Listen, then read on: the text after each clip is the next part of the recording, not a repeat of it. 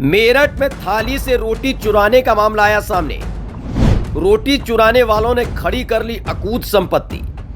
गरीबों के हक पर डाका डाल डालकर धन्ना सेठ बन गए घोटालेबाज। जैसे ही खुला खेल तो मच गया हड़कंप।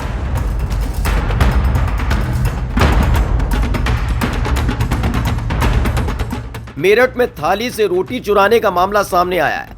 आप भी सोच रहे होंगे, थाली से रोटी चोरी, ये कैसा मामला है? दरअसल ये सिर्फ एक मामला नहीं है, बल्कि ऐसे कई लोग हैं जिनकी थाली से रोटी चोरी हो गई और उस चोरी की गई रोटी के दम पर घोटालेबाजों और मुनाफाखोरों ने कई गुना संपत्ति खड़ी कर ली है।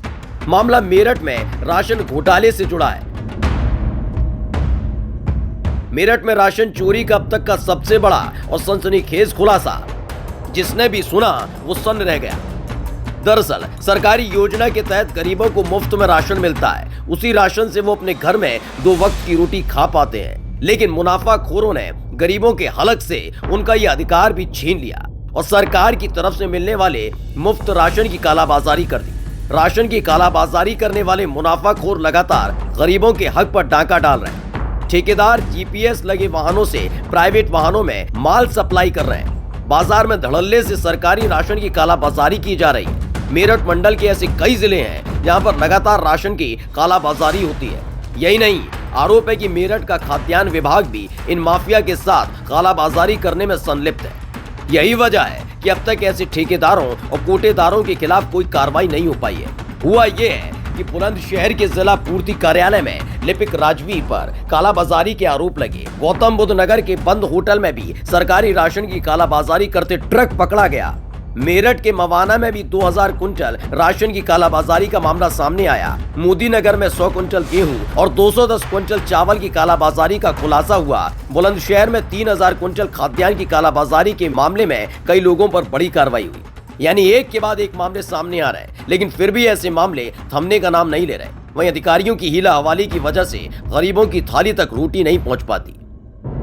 मेरठ मंडल के खाद्य रसद विभाग में लगातार भ्रष्टाचार देखने को मिल रहा है, जहां पर अधिकारियों की शय पर कोटेदार और ठेकेदार लगातार सरकारी राशन की कालाबाजारी करते नजर आ रहे हैं। जीपीएस लगी गाड़ियों से ये कालाबाजारी कराई जा रही है, जिसमें प्राइवेट गाड़ियों में जीपीएस की लगी गाड़ियों से माल को लादा जाता है और कालाबाजारी के लिए बाजार में बेच दिया जाता है। अब तक मेरठ मंडल के बुलंदशहर, हापुड़, गाजियाबाद, मवाना, मेरठ का मवाना और मुजफ्फरनगर तमाम जो मंडल हैं, यहाँ पर कई जगह पर अब तक कालाबाजारी सामने आई है। देखने को मिल रहा है कि लगातार कालाबाजारी हो रही है, लेकिन अधिकारी ठेकेदारों को ना तो ब्लैक लिस्टेड कर रहे हैं, ना ही उन पर एफआईआर की कोई कार्रवाई कराई जा रही है।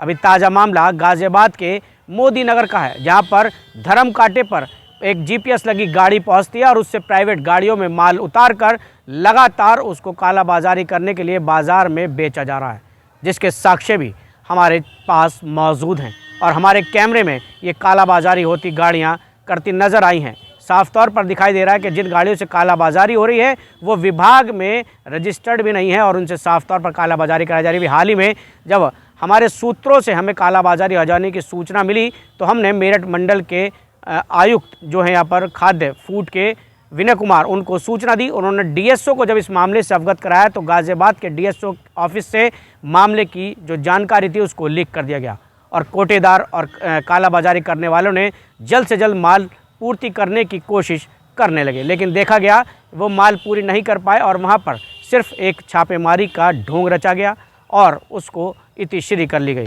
हालांकि एक कोटेदार ने तो बेहोश होने तक का यहाँ पर नाटक भी किया, लेकिन कहीं ना कहीं उसके जो अधिकारी हैं, जो यहाँ पर सप्लाई इंस्पेक्टर हैं, उन्होंने उस पर सीलिंग की कार्रवाई नहीं की और कार्रवाई से बचते नजर आए हैं।